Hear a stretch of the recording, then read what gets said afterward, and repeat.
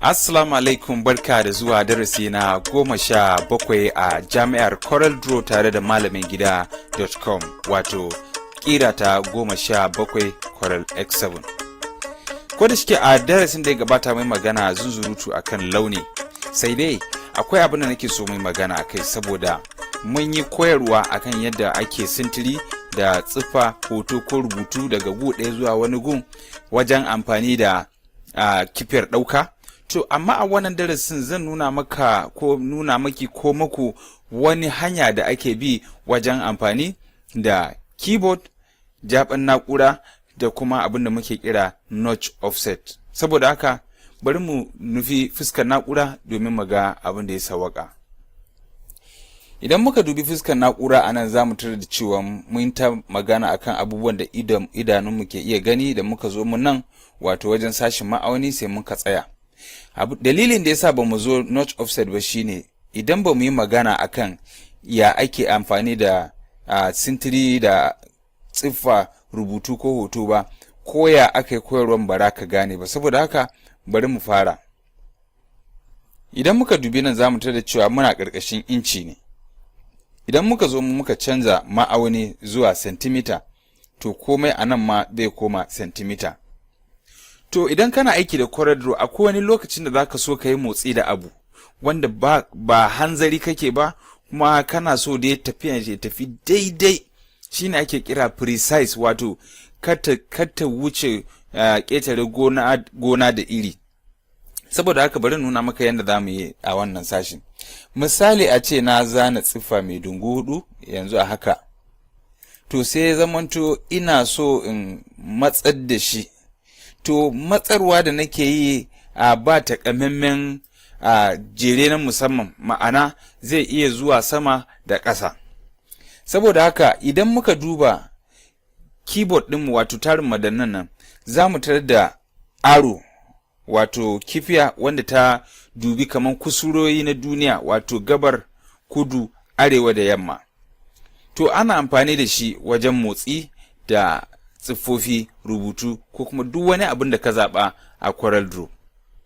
Yanzu idan ina danna wannan, wato ina zuwa hannun dama, za ka tarar da cewa ita tsiffar namu tana bambami kuma tana motsi saboda ina danna a kifiyar da ta dubi a hannun dama. Idan kuwa na zo na danna nan, wato hannun hagu, za ka ga tana tafiya bisa hannun hagu. Idan kuwa na danna ƙasa, za ta na gangarowa ƙasa. Ko da shike za ka ga kamar ba ta motsi saboda ratan tana nan kaɗan-kaɗan ne. Saboda haka barin ƙara abin da ake kira notch offset domin mu ga tsallen da take yi. Idan muka zo mu nan za mu deselecting, wato bara mu zaɓi komai ba kafin nan notch offset ya to, don kuwa idan muka danna zai ɓace, zai nuna mana dai halayen abubuwan da ya shafi tsiffa mai dungu hudu ne. To yanzu bari in danna nan, sai na koma nan, sai na ƙara lambar. Bari in zo nan in ce 2. Idan na ce 2, yanzu haka idan na zaɓa, idan ina danna wato wa'annan kifiyoyi na hagu da dama ko sama da ƙasa, za mu ga tarar da ciwon tsallen ya fi na farkon. In na danna, kamar da muke iya gani, kaga akwai rata mai akwai tazaran da yawa. Saboda haka amfani da ita notch offset kenan. To sai dai bugu da ƙari kuma akwai yadda za mu yi musa yanayin tsallen, wato ya zama ya ninka sau 2 ko kuma ya zama rabi. Amma kafin mu gane wannan, bari in zana wani abu domin mu ga zahirin gaskiya.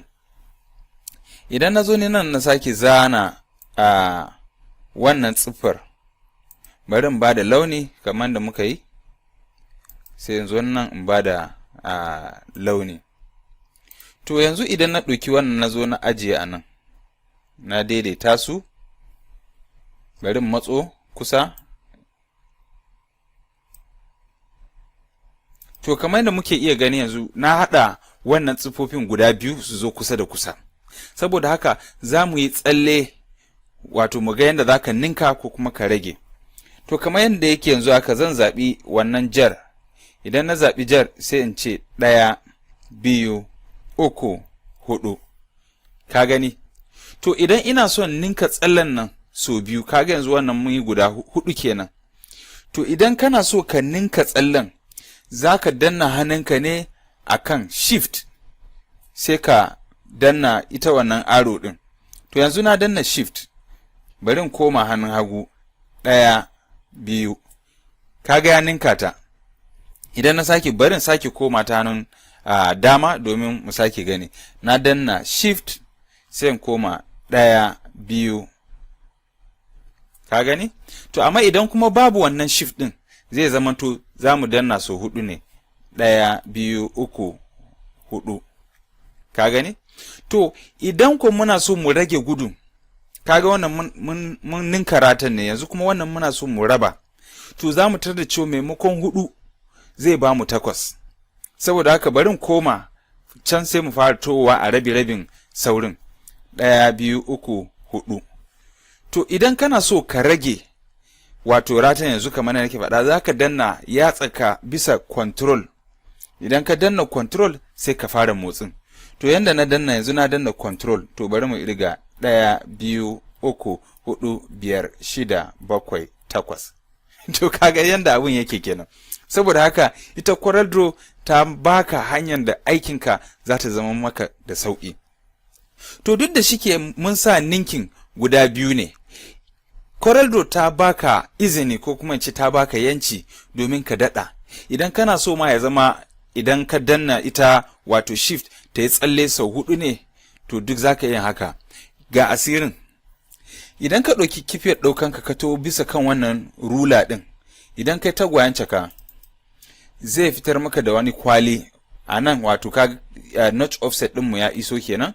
To a nan kaga za mu iya daɗa namban, wato mu ce ninkin ya zama sau 3 ko sau 4, duk dai yanda kai haka zai kasance.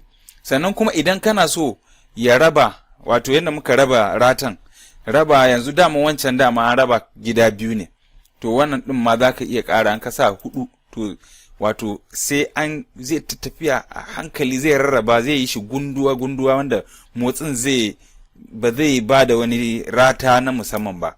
Ina fatan mun gane. To yanzu dai saboda koyo, bari mu yi saboda ka ga yadda za mu kasance, zai kasance. Bari in ce okay.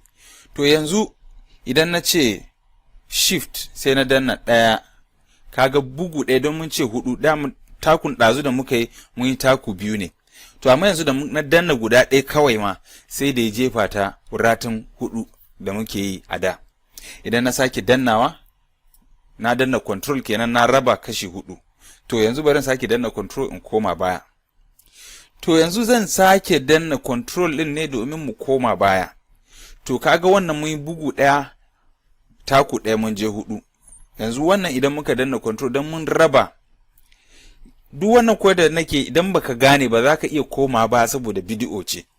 To yanzu haka na danna control 1 2 3 4 5 6 7 8 9 10 11 12 13 14 15 16. Ka gani?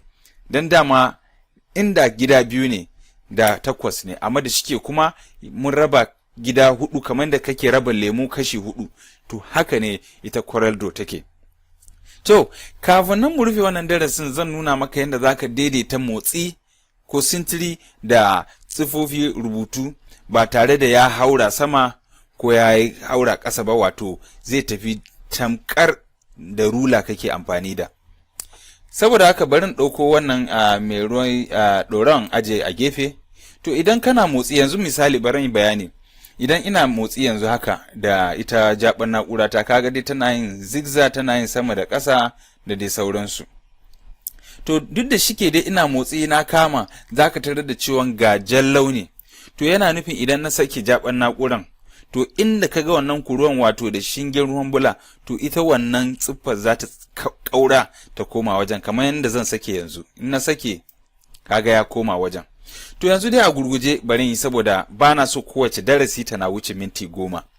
To yanzu haka idan na danna control sai na fara hagu da dama, za ka tarar da cewa koya ne da yatsa ta ba za ta yi sama ba sai ta zo wato mararraban da dama asalin ka ajiye ta. To yanzu bari ka gani, kaga yanzu na yi hannun dama, ina hannun hagu ba za ta tafi sama ba a nan koya na da ƙasa ba, sai na zo inda mafarin tafiyar ya fara. Ka gani to da zarar na gangara ƙasa ba ran iya yin haka ba, dole sai na hauro sama kafin nan. To ina fatan ɗaliba kun gane abin da muke yi a wannan darasin. Saboda haka kada mu manta cewar idan dai har kana so ka san katakaf asirin Coreldraw, ka kasance tare da mu a jami'ar X7 tare da malamingida.com. Bari mu haɗu a darasi na 18.